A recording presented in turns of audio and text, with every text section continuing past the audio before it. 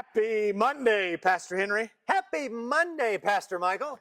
Well, here we are on a different day, bringing updates about a different approach to our service this coming Sabbath, the 24th. We're all about some change this week, it seems. Oh, yeah. But for clarity, as we've been hinting the past couple of weeks in our regular service, what we want to do today is just bring you a little bit more details on some of the backstory of why we are making a change, not to our service time, but to our order of service. All right, clearly, order of service. So I have two questions for you, Pastor Henry. First of all, why are we making this change? All right, really simple. And again, this video is not going to be all-encompassing, so please come talk to us with any questions you have. We will love to answer those. We're just going to try and stick, which is unbelievable for most people. And by the way, I'm going to break the time continuum and just tell you this is our third take of this video because I try and answer too much. So let's see what we can do here. The main reasons why we are doing this, first of all, our continued growth. Those of you who have been in person, maybe even online, you can tell we are growing and continuing to grow at increasing rates. Now, that's a great problem to have, but that also means that, combined with us moving downtown by the end of the year to a new facility, we know multiple services will soon be needed. And part of doing that is you have to be much more intentional in how you are structuring a service, because you're going to have to stick with some times, both for your volunteers to help get people into buildings and back out of them, and let everybody have the same experience, which you don't have to worry about as much when it's just one service. You can go over if you want, and yes, we want some flexibility for the Spirit. But in short, we're just having to be much more intentional in how we do that, and so we've been re-examining, are there ways to kind of keep it condensed and just a better fit for everyone that's going to be experiencing our services. So growth in the move is one. The second thing is, again, as part of that move, we've been trying to be very intentional in what we communicate, and part of that intentionality is making sure everything we do, including the main worship service, follows our mission statement. Hey, there's some intentionality with this thing sitting here, right?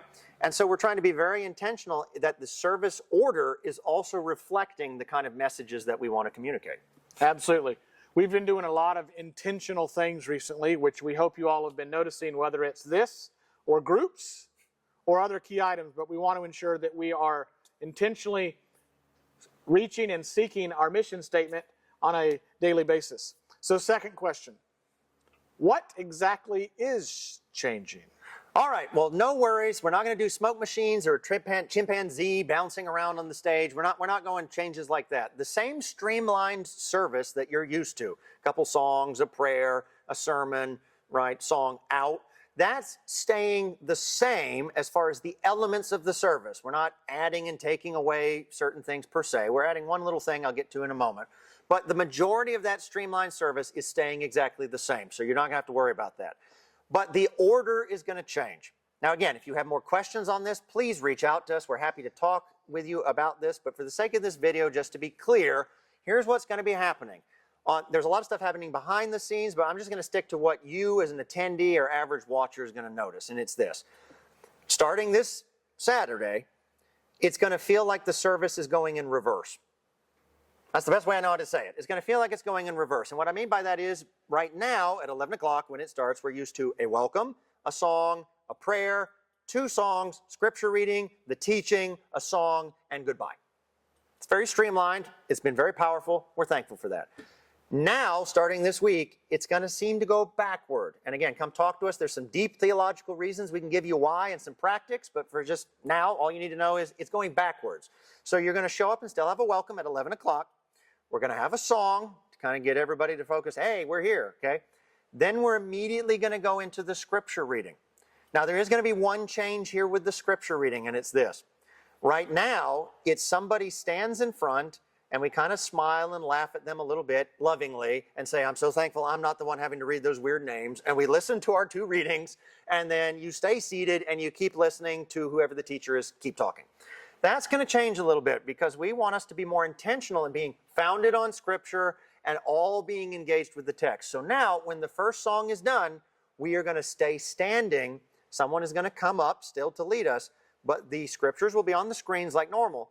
But we're all going to out loud read the Scriptures together for all of ourselves to hear our lovely voices. You might be like, what? come talk to us as to why. Maybe some of you that are a bit more old school in certain denominations will think, hey, this kind of sounds like those responsive readings. Maybe you'll love this. I don't know. But that's the big difference. We're going to still have the scripture reading, but we're all going to be standing and saying it out loud together. We're all going to read the scripture every single week, not just some volunteer do it. So again, we're going to have a welcome, a song.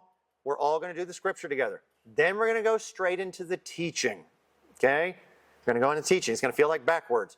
We're going to have the teaching. Now, the teaching is going to have one little thing added to it. Here's the only other change that's really coming.